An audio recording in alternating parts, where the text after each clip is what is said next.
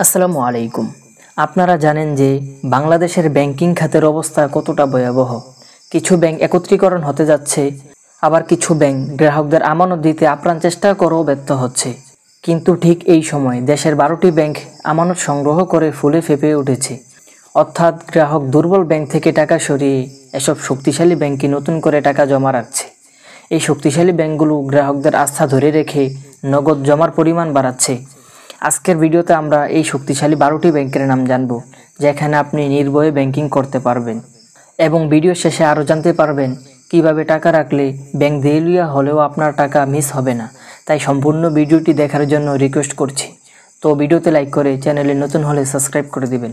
আমাদের একটি ভিডিও বানাতে কত রিচার্জ করতে হয়, লাইক এবং সাবস্ক্রাইব করতে মাত্র কয়েক সেকেন্ড সময় লাগে, তাই প্লিজ সাবস্ক্রাইব। তো আমরা জানি কোনো ব্যাংকের ডিপোজিট গ্রোথ যদি 6 থেকে 8% হয়ে থাকে, তাহলে সেই ব্যাংকটি ভালো ব্যাংক হিসেবে বিবেচিত হয়। 2023 এবং 2024 সালের তথ্য বিশ্লেষণ আমরা দেখতে পাবো দেশের কয়েকটি ব্যাংকের ডিপোজিট গ্রোথ 20 থেকে 35% পরিমাণ বেড়েছে। অর্থাৎ এসব ব্যাংকগুলোতে গ্রাহকদের আস্থা বেড়েই চলছে। চলুন আমরা দেখে আসি আমানত বৃদ্ধিতে থাকা শীর্ষ 12টি ব্যাংকের নাম। এই তালিকায় 12 নম্বর পজিশনে রয়েছে আইএফআইসি ব্যাংক, যার 2023 সালে ডিপোজিট গ্রোথ ছিল 4.05% এবং 2024 সালে তা বৃদ্ধি পেয়ে হয়েছে 6.2%। 11 নম্বর অবস্থানে রয়েছে এক্সিম ব্যাংক।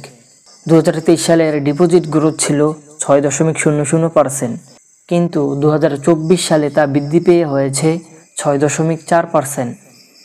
10 নম্বর পজিশনে রয়েছে শাহজালাল ইসলামী ব্যাংক, যার 2023 সালে ডিপোজিট গ্রোথ ছিল 6.7%, কিন্তু 2024 সালে এসে তা বৃদ্ধি পেয়ে হয়েছে 6.9%। 9 নম্বর পজিশনে রয়েছে প্রিমিয়ার ব্যাংক, যার 2023 সালে ডিপোজিট গ্রোথ ছিল 7.4%, কিন্তু 2024 সালে এসে তা বৃদ্ধি পেয়ে হয়েছে 10.50%। এই তালিকায় 8 নম্বরে আছে ডাচ বাংলা ব্যাংক। 2023 সালে যার আমানত বৃদ্ধি ছিল 7.9%, 2024 সালে তা বৃদ্ধি পেয়ে হয়েছে 11.28%। এর আগের অবস্থানে রয়েছে ব্যাংক এশিয়া। 2023 সালে এর ডিপোজিট গ্রোথ ছিল 7%, কিন্তু 2024 সালে তা বৃদ্ধি পেয়ে হয়েছে 17.79%। 6 নম্বর অবস্থানে রয়েছে প্রাইম ব্যাংক। 2023 সালে যার ডিপোজিট গ্রোথ ছিল 14.83%, কিন্তু 2024 সালে তা বৃদ্ধি পেয়ে হয়েছে 20.64%। 5 নম্বর অবস্থানে রয়েছে পূবালী ব্যাংক। 2023 সালে যার ডিপোজিট গ্রোথ ছিল 18.68%, কিন্তু 2024 সালে এসে তা বৃদ্ধি পেয়ে হয়েছে 23.12%। 4 নম্বর অবস্থানে রয়েছে ইস্টার্ন ব্যাংক।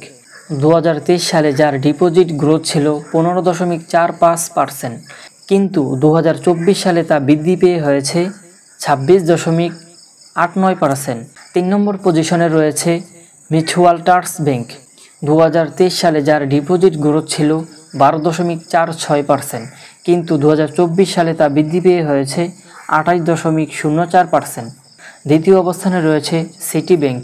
2023 সালে যার ডিপোজিট গ্রোথ ছিল 18%, কিন্তু 2024 সালে তা বৃদ্ধি পেয়ে হয়েছে 31%। সবথেকে ভালো অবস্থানে রয়েছে ব্র্যাক ব্যাংক, যার 2023 সালেও ডিপোজিট গ্রোথ ছিল 34%, কিন্তু 2024 সালে তা বৃদ্ধি পেয়ে হয়েছে 36.04%। এই তথ্য থেকে বোঝা যায় 8টি ব্যাংক গ্রাহকদের আস্থা অর্জন করতে পেরেছে। কিন্তু 2025 সালে বাংলাদেশ ব্যাংকের গভর্নর ডক্টর আহসান ইস মনসুর বলেছেন, কোনো ব্যাংক যদি দেউলিয়া বা বন্ধ হয়ে যায়, তাহলে গ্রাহকদেরকে 2 লক্ষ টাকা করে ফেরত দেওয়া হবে। এই থেকে বোঝা যায় আমরা একই ব্যাংকে টাকা না রেখে বিভিন্ন ব্যাংকে টাকা রাখতে পারি। এতে করে ব্যাংক যদি দেউলিয়া বা বন্ধ হয়ে যায়, সেক্ষেত্রে আমাদের টাকা মার যাবে না। এবং অবশ্যই কমেন্টে জানাবেন আপনি কোন ব্যাংকে অ্যাকাউন্ট খুলেছেন, এবং ব্যাংকের প্রতি আস্থা না হারিয়ে ধৈর্য ধরুন। সবাই ভালো থাকবেন, সুস্থ থাকবেন। আল্লাহ হাফেজ।